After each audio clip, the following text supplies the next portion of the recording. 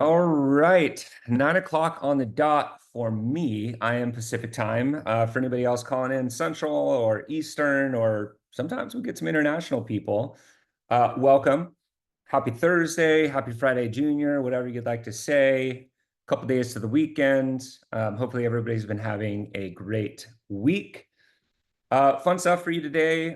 Per usual, it's 9 o'clock. Things, people have things to do, some calls to get off of. So we'll give it a couple minutes here and let some people come in. But very excited for today. Again, hoping everyone's having a great week.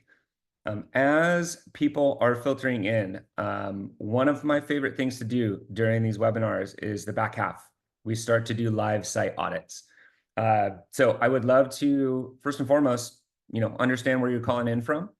And then second to that, if are looking to get some tips on your site, feel free to drop your URL. At the end, if we have some time, we'll check out the URLs and we'll select some random ones and we'll go into some breakdowns.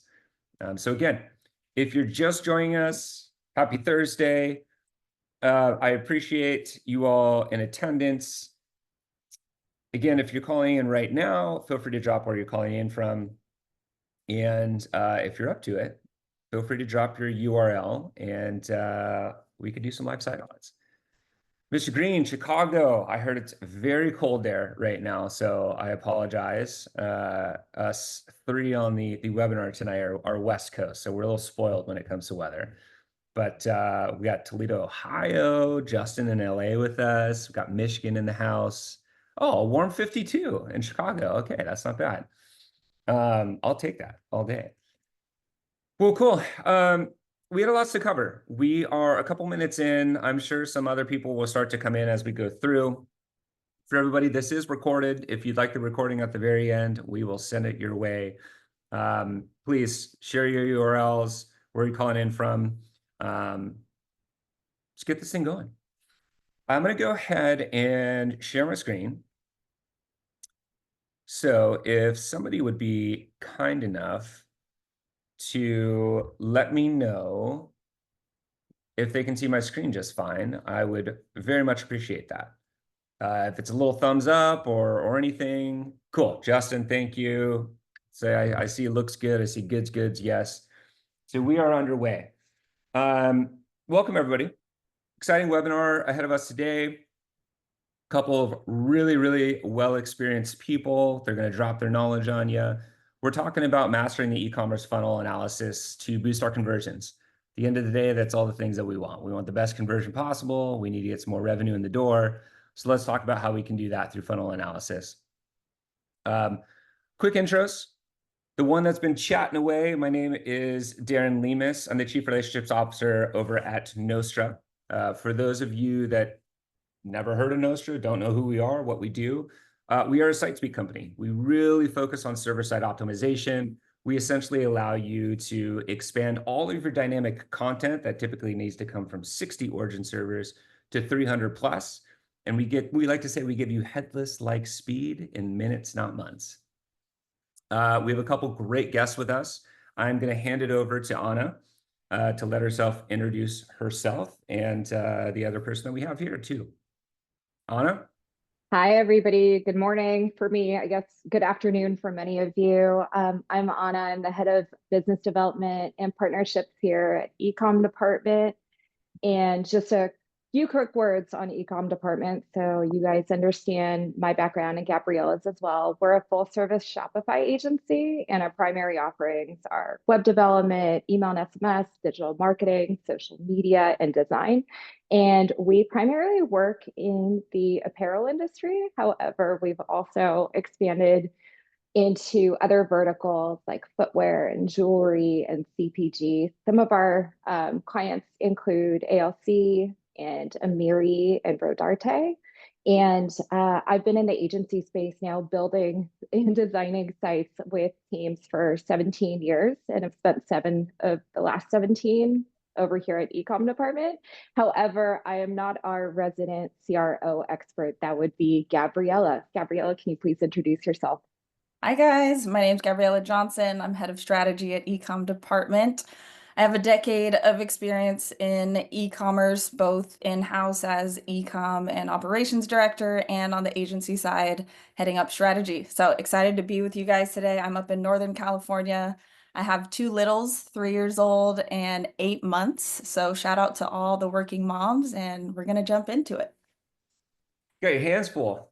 Eight Yep. months and 3 years You. old. I love it. Anybody who's couple has a couple children, even their kid, can relate. I'm right there with you. Well, I'm excited. We like Anna and Gabriella are absolutely fantastic. We've worked together many times. So I think what we'd love to start with first and foremost is really just kind of getting into, the art of site and funnel analysis. Our sites are super important. They're our digital billboards, but we need people to get there. We have several different channels, several different funnels that we can really leverage to acquire those customers or even people that have interest in our brands. But really, there's kind of like an art and also, to be honest, so many different ways that you can go about.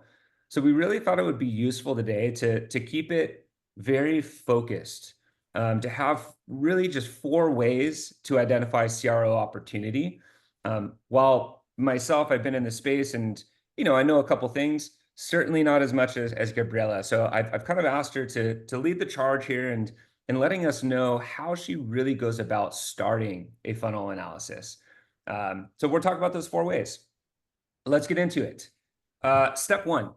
It seems obvious, but literally some people literally don't like they skip this sometimes. They go ahead of it. Step one, gather data. Gabriella, when we talk about gather data, how do you think about it? Yeah, totally. I think, and then also just approaching CRO with a full business strategy in mind. It is highly technical, but it is also very collaborative and anecdotal. And at the end of the day, we're all here to make a dollar, right? To increase our revenue. So step one, gathering data. I think agreeing on a source of truth is something that's super important. I think looking at accounts, a lot of people say, hey, this Google Analytics says this, Shopify says this, Meta saying this. So internally, really looking and agreeing on a source of truth is number one. This is really the discovery phase. You're compiling raw data, you're looking at sessions, add to carts, checkout, traffic sources, and really breaking it down monthly. I like to look at data on a monthly basis, week over week, if you're tracking, something very specific. And then also looking at data year over year to see the growth trends within the industry or within your specific vertical. I would also say here, just considering seasonality in Q4, obviously you're going to see your metrics go up, conversion rates, skyrocket those last 90 days of the year. So just being mindful, not testing too much during that time because the data is skewed. Yeah, 100%. I think source of truth is such an interesting one. I think a lot of the brands are the same. Sometimes people have different differences. We actually were just talking about this before the webinar, and we'll kind of touch on this a little later. But the interesting aspect of Google Analytics or Shopify data or any other multi-touch attribution platform out there, I think that's a really great tip. First and foremost, literally as an organization, let's just decide our source of truth. What's our source of truth? And then let's just dive into it. So I love that first step of gathering your data. Decide that source of truth, gather the data that's needed. Once we have that data under our feet, mapping the funnel. As I mentioned, there's a ton of different channels and funnels and things of that nature. But when you think about that, Gabriella, how do you go about mapping the funnel? Yeah, I mean, I use some pretty basic tools you'll see listed here, Hotjar, GA, GA4, controversial, but still good. And then Shopify. Within Shopify, there's a report that I love. It is called the Conversion Rate Breakdown Report. It is highly visual, which is super helpful. And then also heat mapping tools, I think are exceptional. It's a great way to kind of see how the user is interacting with your website. What do they care about? You spent so much on this photo shoot, on this content. Are they actually interacting with it? And then just one note on Hotjar. I mean, I think I've seen success in compiling sessions that have just like-mindedness, right? So if you are using a recording tool like Hotjar, just ensuring that you're compiling data, is there a person or are there users that have the same exit page? Have they been stalled on a specific page over a period of time? Why are they getting stuck at this point of the funnel? And then what questions are they asking specifically to the brand that aren't being answered? So I think that is kind of my favorite way to utilize Hotjar. And then especially looking at each channel, every channel has a different KPI, right? So tofu, Yep. bofu, top of funnel, bottom of funnel. I think it's super important to just have different KPIs for each acquisition channel. Yeah, I love it. And you know, one of the things I was just thinking as you were reviewing all of this stuff is sometimes, you know, data is so important. You know, it's the most crucial aspect of a business, but sometimes you just start to get so granular and so deep in it that it almost loses what you're trying to accomplish, in my mind and in my opinion. And Yeah. sometimes it's the good old fashioned, like, let's take a step back. You know, I know that we have a lot of amazing brands registered in here and maybe they have a ton of data. Sometimes it's the good old fashioned, let's take a step back and let's get back to the basics, back to the fundamentals. And sometimes when you're so deep and you do take those steps back, get back to the basics, surprisingly, you see a couple avenues that maybe you missed because you were so deep. So I love that, you know, for the most part in the aspects that we're going over today, it is somewhat of like back to the basics. Like sometimes you just need to be reminded about that. So cool. I mean, let's get into first couple of steps, right? Gather your data, make sure that you're deciding source of truth. We then start to go to map the funnel, several different tools. We listed some here that we can use. Definitely understand each channel is different, each funnel is different, things of that nature. But once we get those under our feet, we move into segmenting our user behavior, which I believe is absolutely crucial. Obviously, your user behavior kind of predicts what type of audience you have, and that kind of drives our revenue. So segmenting user behavior, how do you look at that, Gabriella? Yeah, definitely. I mean, breaking down your data, you can look at device. I mean, 2025, we're mostly mobile. I think the more important one here is traffic source and customer segment. So traffic source, something that's interesting that I've been looking at is domestic versus international. Asking questions like, is it easy to understand your international shipping strategy? Looking at sizing, do you have, European sizes? Is this easy to understand? And then also customer segmentation, just looking at Shopify's ability to analyze. They have a great report called the cohort analysis tool where you can literally see, retention month over month. Month one, this is, the percentage of people that bought month two, so on and so forth. And really utilizing that tool to understand how your repeat customer is converting. One thing that I'll touch on that I didn't write in here is also just your loyalty program. For you guys out there who have a loyalty program, I am partial to Loyalty Lion, but we love all the loyalty programs, and I think that there's a ton of data within those platforms that are being underutilized. And so one way that I've seen that work really well is just to divide by cohort, understand the conversion rate, and most recently on a jewelry account I was working with, what we saw was that if they purchased 2 times, then they would purchase 5 times, right? So Interesting. that LTV just kind of skyrockets if you can get them to that second purchase. So what we ended up doing is really focused on that first to second purchase cohort, and we saw conversion rate increase significantly over time. So Love that. taking it a step further, yeah, go ahead, Darren. Oh, it's just I love this. I said I love that. Yeah. I think taking it a step further as well, bringing in your product people. I think so many times we're working in silos, but I've seen, a significant lift, even just bringing in my product team. Hey, what are the top product categories? What are the top sell-through on our hero products? And then you can test merchandising pages just based off of that data. And that kind of methodology can also be utilized just in your navigation as well. But that gets a little too granular, but I think overall, yeah, utilizing the segment behavior to understand your conversion rate is huge. I love it. I love the repeatable aspect too. And you know, depending on your sales cycle, maybe some brands are new, they're starting to really scale up, and LTV is still a little bit of a measurement that's hard to predict. But if you've been around, LTV is so huge to understand and know from a repeatable aspect. it'll kind of differ the way that you bid against customer acquisition as well, understanding your LTV. So I love that you said that. And I'm going to touch on this too, because I am such a sucker for appreciation of loyalty or like acknowledgement that I've purchased many things from a brand or have the ability to be even more of a brand evangelist. So, for any business, just as a reminder, I know that we're always trying to grow and acquisition is, top of mind, but certainly loyalty and retention, I think is something that is so important. And even from that, you can get probably more than you ever thought you could in terms of research and feedback from those clients because they just feel like they're part of your brand and they will just splurge everything they think about your brand and everything they like and they love and things that they don't love. So quick asterisk reminder, talk to your customers. Loyalty and retention is so important. Beautiful. These are so good so far. So we've gathered our data, right? We've mapped our funnel. We got our segmenting user behavior. We're kind of starting to understand those things. Now, finally, step 4.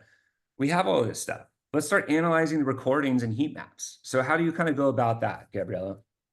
Yeah, I touched on this a little bit just with like the hot jar example. But yeah, kind of segmenting by, is the customer dropping off? Is there an exit page that is trending? Why are they exiting from there?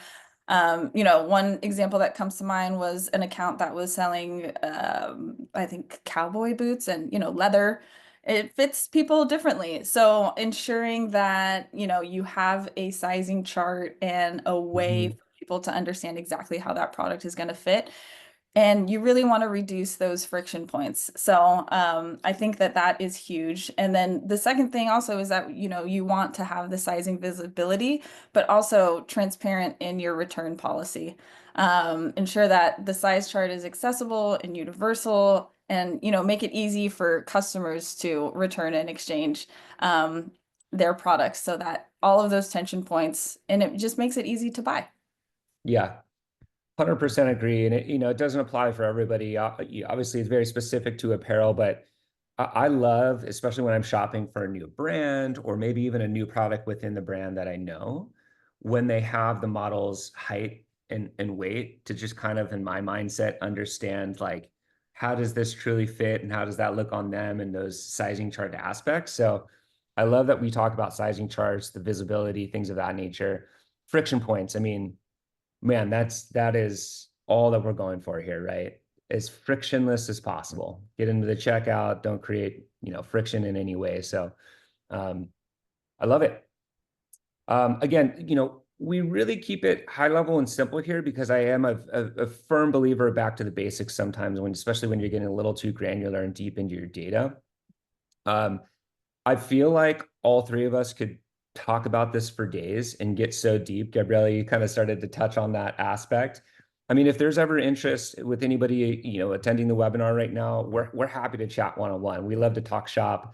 We'll drop our URLs or our emails rather in the chat later on. No pressure at all. Like literally, if you just want to chat up, talk shop, see what else we can do, that is kind of what excites me. So yeah, keep it simple. Those 4 steps, hopefully a couple takeaways here. Again, if you have any questions, feel free to reach out.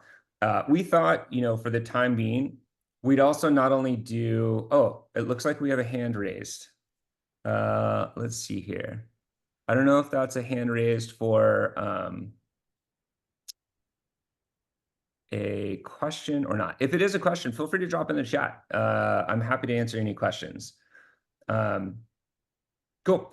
Let's keep it moving. One of the other things that we wanted to do was just good old-fashioned tools and tips, right? A lot of the times I'm a big believer of, how do we leverage time versus value?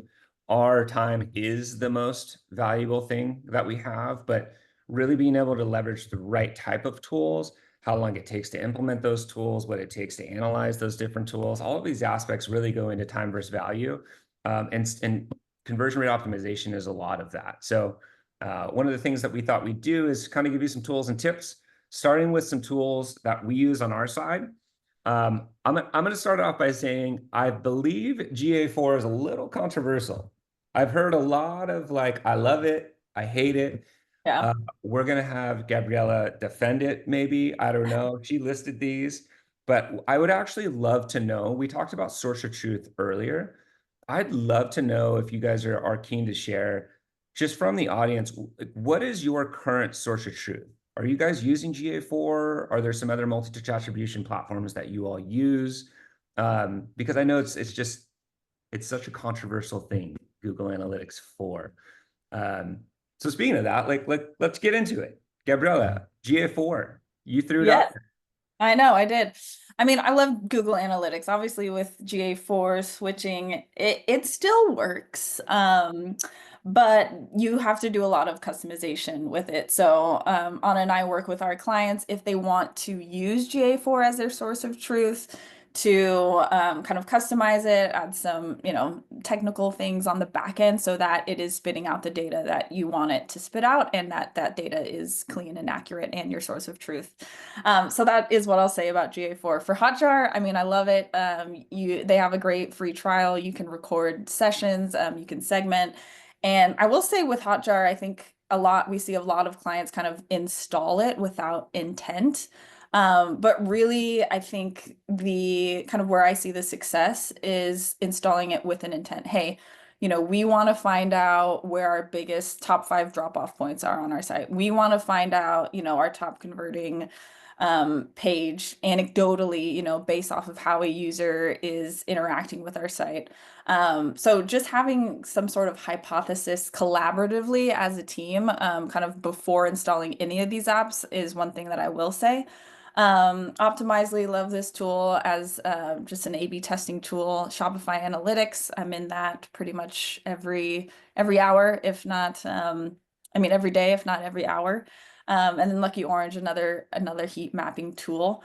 I've seen, the heat mapping tools work really well just to see, I think looking at content, don't be so kind of precious to your content. I know that there's a lot of work that goes into it, but I think at the end of the day, giving the user what they want to ensure a more efficient funnel is kind of the camp that I live in. I love it. We had a great question from Matt Green, and it's about interpreting data and the insights and all of those aspects. The question was, are you using AI to interpret data for insights, taking multiple sources and feeding it in? If you are, what do you like best? So that's interesting, right? There's a ton of data sources. I'm curious if you all have been leveraging AI in any way, or you just kind of, you're just diving into it yourself, the good old-fashioned way. Yeah, I think with the data points, that's a great question. I am a proponent for AI, and then I'll let Anna kind of speak to it as well. I know some of our partnerships. I think because I work with clients on full business strategy, generally, I will take a look at the strategy. I'll highlight some data points.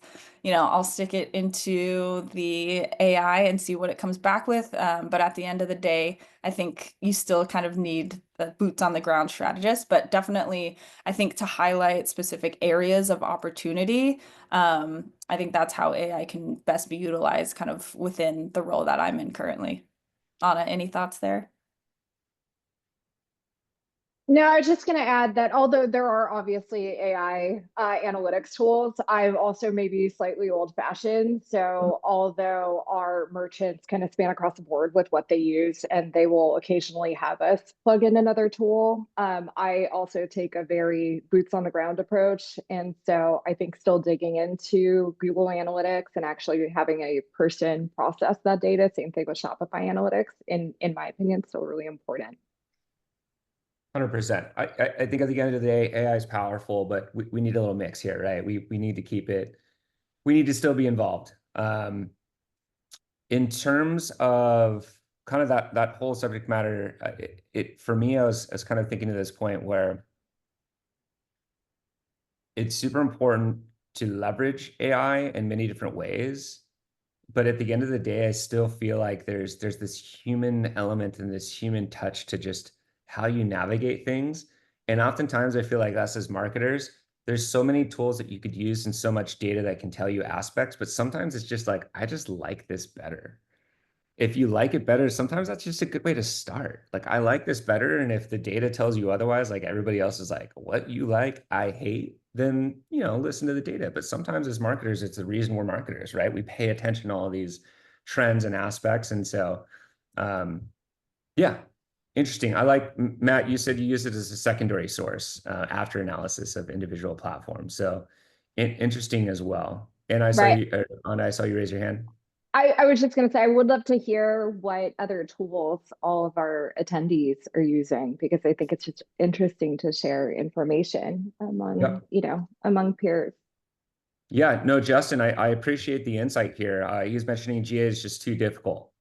Really not a true hero. It looks like they're um, leveraging triple whale and manipulating the attribution data against other tools that are showing the same thing. So some good insight from here from Justin. I'll read it word for word. The only way to really execute a deep dive is a 90 to 120 day look back, or even longer. It is manual, but if you're looking at a 12-month horizon and have scale in mind, it's the best course of action to forecast a 3-year P&L. My 2 cents. I like it, Justin. Much appreciated. Arjun, looks like we have Rockerbox in there. I mean, there's a ton of other, right? There's a ton of multi-touch attribution platforms. We got Northbeam, Rockerbox, Triple Whale, Little Data. There's Polar Analytics. That I think we can go on and on. Ultimately, what it comes down to is truly deciding your source of truth. Let's be honest, if somebody figured out multi-touch attribution and the data was 100% accurate, they'd be absolute billionaires, because it is still this thing that is hard to figure out, and everybody's just trying to piece the puzzles together. So I think understanding and deciding with your team what your source of truth is so important as a first step. And I love that you mentioned that, Gabriella, because if you have somebody that's using GA4 and somebody else is using triple whale and somebody else is using this, like, you all are going to have different opinions. So really agreeing on that one source is important. And then, let's be honest, I'm a vendor. I work with a ton of brands. I was just about to say a swear word, a ton of brands. Like, it's great for me to understand your source of truth as well. I understand all the multi-touch attribution platforms. I've been in marketing forever. If I understand your source of truth, I can better speak to that and really help you out. And I think Gabriella would agree from like a business strategy standpoint as well. Very cognizant of time here. I want to get to some quick tips too. So I'm going to run through these really quick. I love the tips. Like, maybe they might seem a little obvious, but please start with the PDP, right? It's really just one of the most important aspects. I thought this one was great that Gabriella listed. When A/B testing, start with the end in mind. Don't just start like A/B testing some random thing. Like, I'm going to test blue versus red. Like, what's the end point in mind? And really be cautious of like how you're implementing the A/B testing to get to the end point. We kind of mentioned it earlier, but collaborate with your customer experience department. I mentioned earlier, like, you get so much data and information from your actual customers. If you can get that feedback and understand what's going on with your customer experience department, please leverage that in every way. Along the same lines, collaborate with your product development and merchandising. And then, I mentioned we're a speed company earlier. I can't help but mention it. Make sure your baseline speed is competing with the other people in your space. At the end of the day, if everything that we're implementing and talking about is absolutely beautiful, does it matter? Absolutely. Will it matter if your site takes forever to load? I don't know. People might not even get there. So I always like to mention that speed and throw out a couple of facts for you guys, just as an FYI. Being cognizant of that, when we talk about mobile, if you have anything that goes above 3 seconds in a time to first byte when your browser and server connect on a mobile phone, like 90% of people are dropping. They have a bad experience. 70% of those people are never coming back. And the worst part, best marketing out there, word of mouth. 15 of those people are going to tell their friends about the negative experience, and those people are never even coming to your site. Now, we're talking about 15 people. You might be saying, whatever, I have 2 million, 4 million in traffic coming. But these are just the experiences that we really want to break down from that standpoint. And the basis of everything is that speed. So keeping those things in mind, the story tells it loud and clear. Like, we should be prioritizing conversion rate optimization as one of the top aspects that can drive our business and revenue. If you execute these things well, absolutely game changing. A lot of the things that we want and we're trying to get right lowering acquisition costs, hiring your average order value, your customer lifetime value, ultimately your revenue, improved customer experience, and even more. So if we're implementing these things properly, you're going to be able to pull that out in a very, very saturated, competitive space in the e-commerce D2C side of things. So again, I hope you guys had some great takeaways from this. If you would like this, we can send it. Feel free to drop your email. We'll send it your way. I'm going to go ahead again. I mentioned earlier, I love talking shop. I'm going to drop my email in the chat. Feel free to reach out if you want. No pressure at all. But I want to be cognizant of time here, and we have my favorite part, live site audits. So I saw some people drop some things in, so I'm going to scroll up really quick and just go to the first site that I see. Looks like Dyna Vape. So maybe vapes. Okay, so first site that I see, I just loaded it up. I'm gonna reload it again just to see how it is with my server. So 103 milliseconds, which is great. If I go to the shop really quick, 122. So from a speed perspective, I'm loving it. This is exactly what you want. I always look at these time to first bytes and how fast they are, and these are all on par. So good on you on the speed side of things. As far as like server side implementation goes.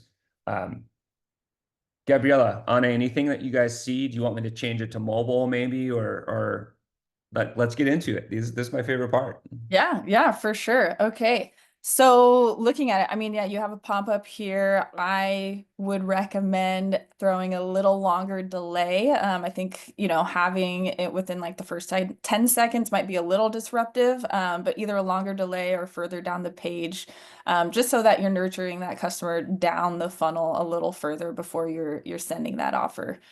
Personal opinion. Anna, thoughts? No, I completely agree with you, Gabriella. I also, with those pop-ups, sometimes as an FYI, a lot of the times Google is picking that up as your largest contentful paint if you're going too fast. And that'll ding you, unless you're delivering that in a productive way, it'll ding you as your LCP. So having a proper timer on that and really paying attention to your large contentful paints and your hero images and all those aspects are certainly valuable in that way as it relates to a pop-up. Gabriella, I'm curious, do you have any opinions on like scrolling banners versus one banner for the homepage hero? Yeah, I mean, I like a static image. I think, there are some exceptions, around Q4 if you have multiple offers going on. But I am a proponent for kind of keeping things super minimal and simple and saying like, this is what we want you to buy. Here's the CTA, takes you to the product page, you want them to add to cart, and then, they're headed to checkout. So I'm kind of in the camp of a more efficient funnel. I know that there needs to be some storytelling and branding within that funnel as well. So I think as long as yeah, that storytelling is helpful and that's what the customer wants to see. I think that's kind of where I land. Awesome. I'm gonna check this out on there. I will say, I agree with the cider, but I will say, let me scroll back up. Sorry, I just clicked on the site and I didn't even look at the name here. Coley? I hope I'm saying it right. I will say I love the images. We're Yeah. talking about sliders and that, but the images are great. Yeah, the As creative is awesome. so just as an FYI there. I popped into mobile too, because let's be honest, a lot of traffic is mobile. So, maybe we can kind of get into some mobile aspects here. So from a mobile perspective, it looks like we're really relying on the hero image and the slider from a product side of things. Let's just keep on the homepage really quick, just in case I'm interested and I'm scrolling down. Anything that we're kind of identifying or seeing here? Yeah, totally. I mean, I think it goes into some categories, the wand, the bee. I would be interested right here in this specific content block. I think having categories is awesome, but potentially using language like bestsellers or featured or new, just because as a first-time customer, I don't necessarily know kind of what each category entails. But then also love how it goes into, what is Dynavape, and then you can kind of learn more about the brand from there. Mhm. I don't want to dogpile here, but I completely agree with Gabriella's feedback. And that was also the thing I noticed about the categories is sometimes when I'm, a new customer, I'm visiting the homepage for the first time, I just don't know what, say, like different collections may be. So having language or visuals that are easier to process. So I do take that second click, I think is really, really important. I also would highly recommend that if you're able to maybe try A/B testing some of Gabriella's recommendations today, then let us know in 30, 60, 90 days if some of those recommendations were impactful for you.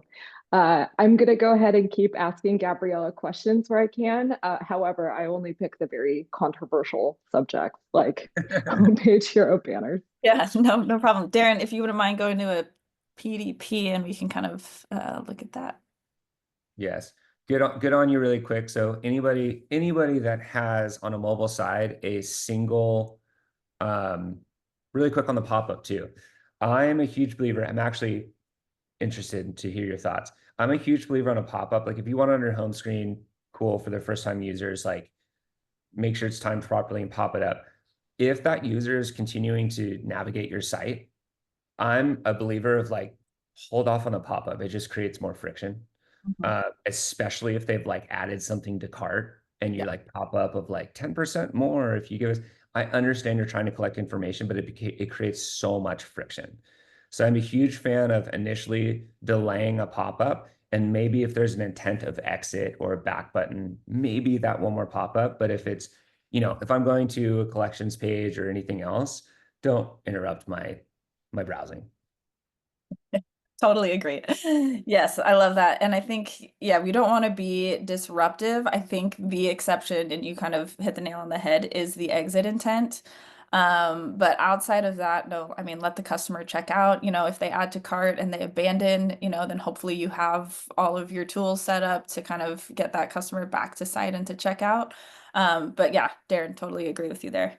Love it. The last thing I'll throw in here. So good on you for these two. If any of you guys are doing mobile stuff and have a single product on your mobile scroller, change it immediately. There's so much research that has gone and testing that's like two is better than one in terms of a scroller. I will always stamp my money. That doesn't make sense. I'll always bet my money on that. So good on you on this front. Let's get into an actual PDP here. Anything first snapshots. I'm not an ADA expert I don't know if you have some thoughts here, but this just the initial green, and then I think scrolling down you have some other colors that might not be friendly. So just making sure that you're compliant, understanding kind of those rules of thumb as well. I think overall, the product image is clear. The add to cart button is also, I think, well, I'm on desktop, but it's a little below the fold. Would love to see that potentially move up. That is something that you can test, bump the reviews slightly down, see if that kind of makes a difference. But love the reviews, all of the social proof, and then the iconography available now, ordered today for fast delivery. 90-day easy returns, 4.7 stars. So really you're building trust with your user, right? You can trust us, you can check out, you'll get it fast, and then it goes into kind of all of the product details of all the benefits. So Yeah. I love that. And then the add to cart button is sticky, so it kind of, just haunts you all around the site. I love that. Um, yeah, on any other call outs on the PDP? I was just gonna say how much I love a sticky add to cart button, but I love having that experience from the very get-go. So I see it, before I start scrolling, and then it follows me everywhere because once I finally get that, validation that I'm looking for on the PDP, whether it be a review that finally sells me or some other interesting piece of information about the product, or I'm like, oh, great. And it's made in the US or there's free shipping or it's organic cotton or whatever product I'm looking at, like being able to click that button without having to do the scroll, I think makes all the difference. I love it. And I also love Abder. I hope I'm pronouncing it right. I love your comment. Like I love these things, right? This is why we do marketing. This is why we test.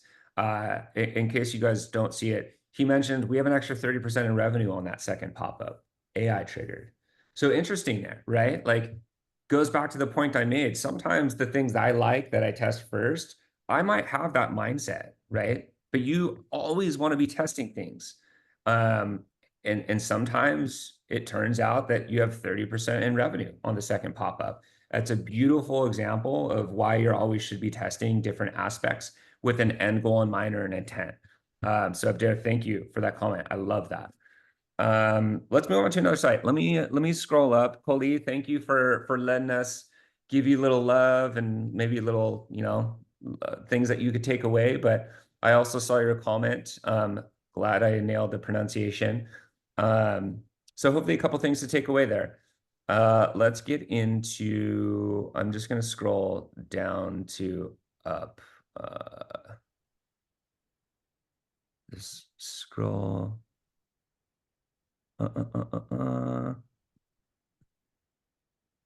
Looks like I see the new, this was the other first one that I saw. Okay. Cool. What are we thinking? Whoa, whoa, whoa. A lot of pop-ups immediately. So hopefully, let me see. And you guys have me on the names today. I love it. Galaya. Hopefully I pronounced that right. I hope that you notice that there's like one, two, three different pop-ups right away.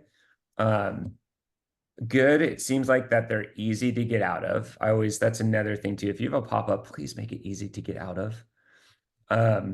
Yeah.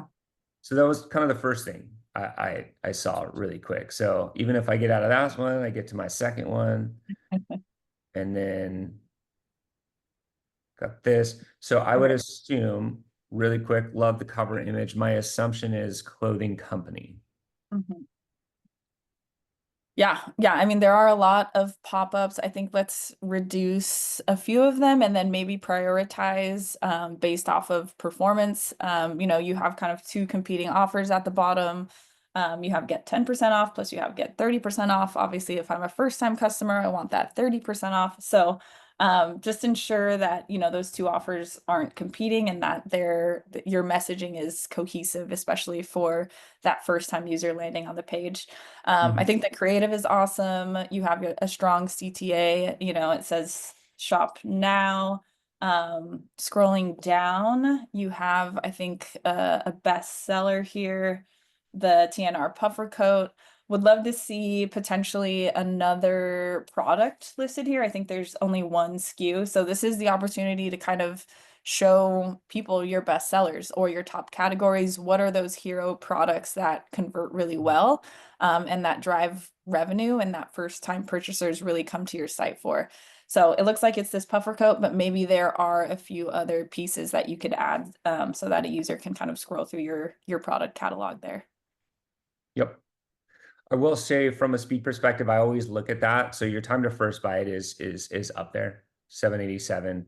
FYI for everybody, average Shopify sites are 300 milliseconds to 600 milliseconds typically. If you're below 300, you're doing well. If you're in the average, it's totally fine. If you're starting to get up there, there's other aspects that you can do, whether it is client-side optimization aspects, really paying attention to the JavaScript, the different applications that you have in that have a lot more dynamic elements, or just server-side optimization can help that out as well. So something to be aware of there. Yeah, I would definitely have this match or get rid of one of these. I love that call out. Let's just go directly into the CTA and see how we go here.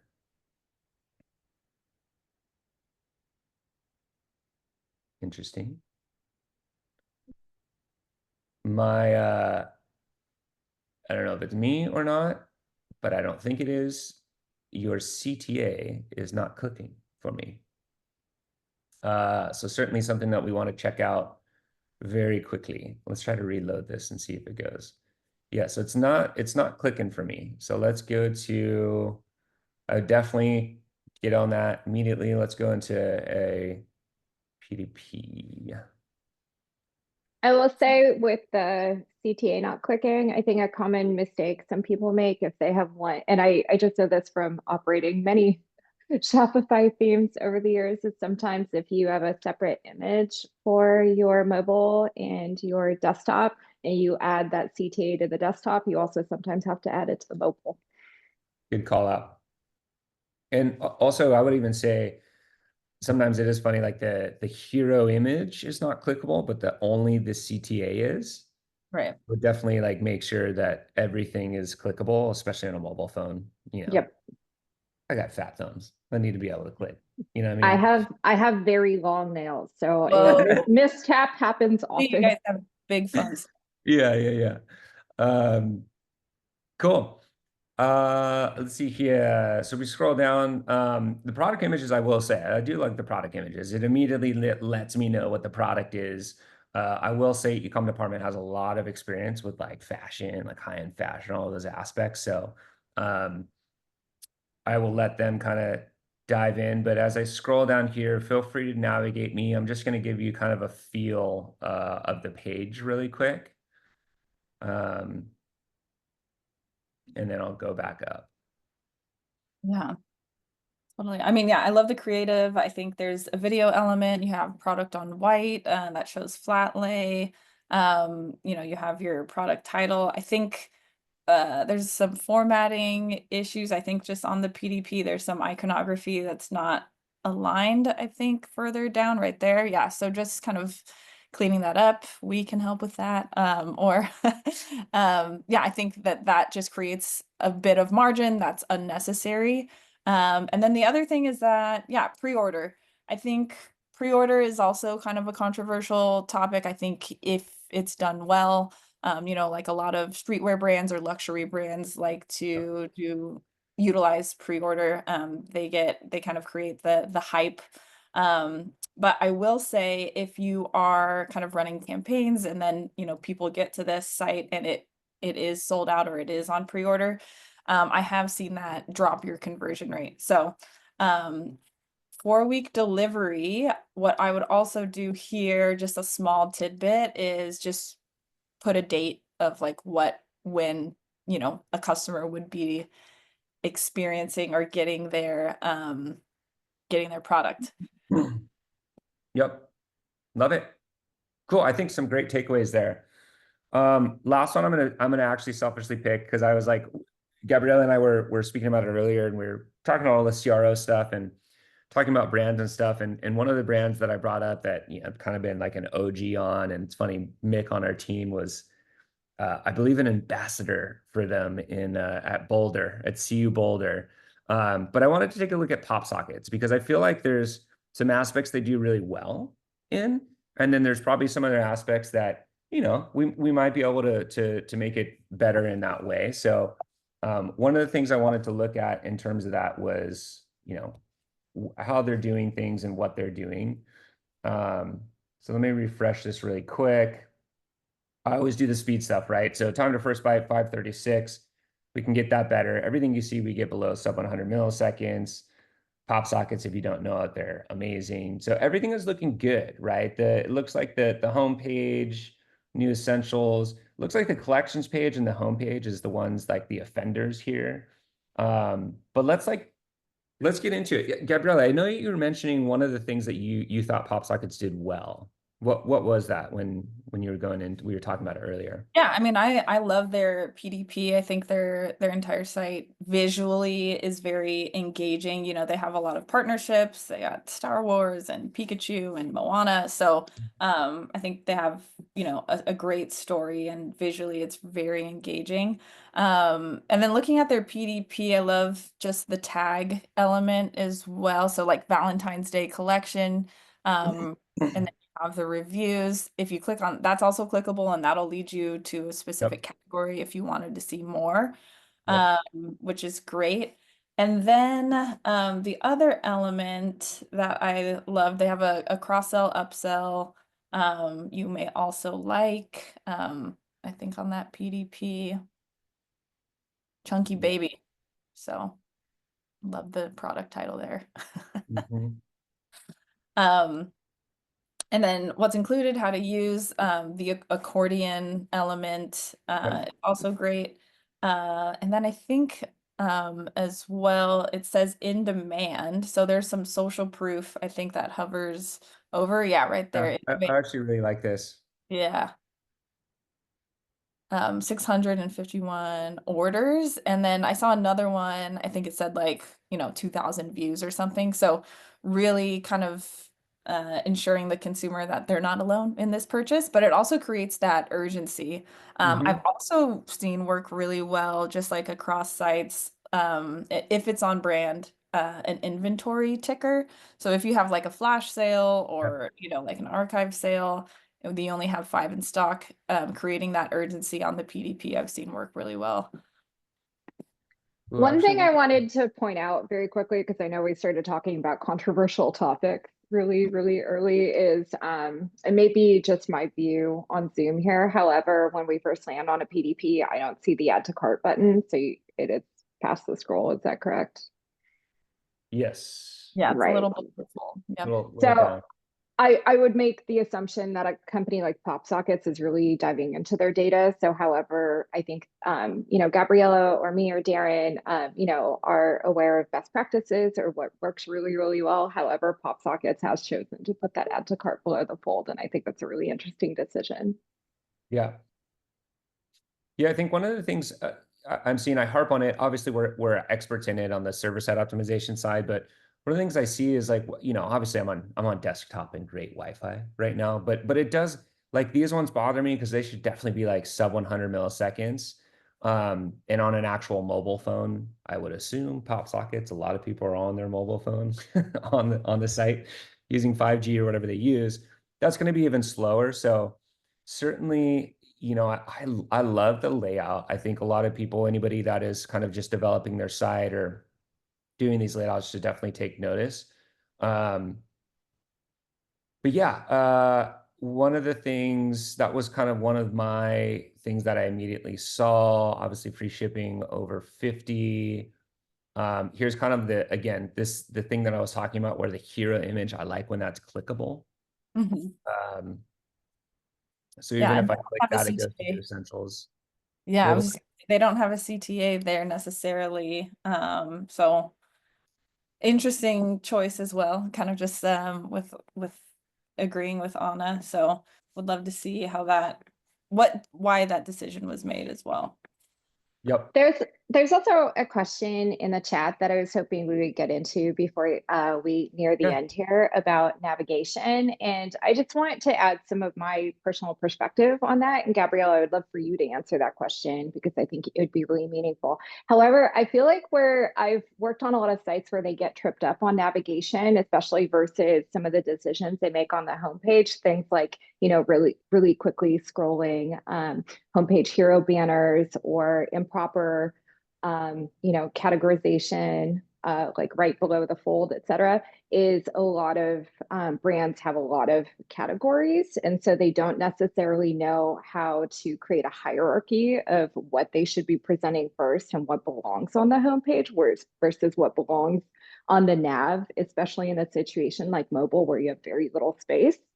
Um, Gabrielle, I don't know if you're in agreement with me here, but I feel like that's part of what makes those decisions really difficult for brands. So I'd love to understand how you typically guide brands through those navigation decisions, especially for mobile. Yeah, totally. That's a great question. And I think, what comes to mind here is almost like analysis paralysis, right? If you give them too many choices, they're just gonna bounce.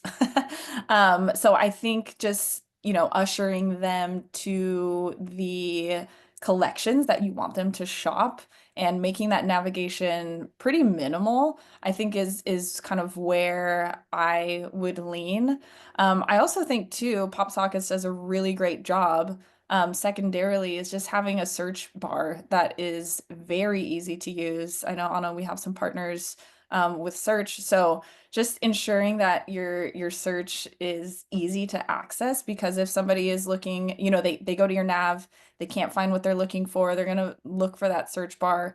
And then I've also seen, merchants with their search bar, it kind of populate content. You definitely in my opinion, do not want that search bar to populate content first. You want it to kind of show the top products to get people what they're looking for. So yeah, totally agree. And I think the more that you can make your nav visual, I think PopSockets does a great job with this, the better. It's just more engaging, and we see conversion rates increase over time because of that. Yeah. Always be testing, right? I think it's interesting, Anna, to your point, PopSockets kind of made a choice. I don't know if you guys noticed this, but this is not like they kind of made a choice on the mobile that these are the four up top that they show. If you do scroll, if you are interested, you can scroll. It's find your favorites, and then this you can scroll through. So there's still optionality, right? If they get towards that bottom half of the page, but this is like picked. I would assume that maybe they've tested, they understand it's their best collections, but just from a navigation standpoint, I thought that was interesting as well. Again, there's so many ways to start. Sometimes you're just like, maybe you just have the feel, right? You're a brand and you have like 10 collection pages or something, but you're like, I know these four work. Then do that. And then test the other four and test the other four and just let the data speak to you and see what is best suited. But again, kind of to wrap everything up that we've reviewed today for conversion rate optimization, I think you can start to get very, very, very granular. A lot of the times when that endpoint becomes blurry or data starts to become like, what am I even looking at? It's always great to take those couple steps back, get back to the basics, and really understand, your user and the experience that they're having, especially when you continue to develop product, continue to develop pages, content, things of that nature. There's so many aspects that go into a site. So please never forget the fundamentals. Like, is it fast? Is it easily navigate? Can you navigate it easy? Sorry, it's Thursday. I'm already talking a lot. So just be aware. I'm cognizant of time. I'm very appreciative to everybody that attended today and spent the time with us. I hope that you had some great takeaways from this. Anna and Gabriela, thank you so much for joining. Again, their information is in the chat if you didn't get it and you would like to chat with them or ask questions or possibly check out ecom, whatever that may be. I myself dropped my email and our information in terms of Nostra and what we do from site speed infrastructure standpoint will be in there. But again, no strings attached. Even if you just have some questions and are curious to get some more insight, we're happy to chat with you. So again, much appreciated. If you'd like the recording, please feel free to reach out or drop your email and we'll send it your way. But I wish everybody a great week, a beautiful weekend. Anna, Gabriela, thank you so much for joining us. And that's going to wrap it up for us. Thank you, everybody. Everybody, Amazing. Thanks, guys. Appreciate it. take care.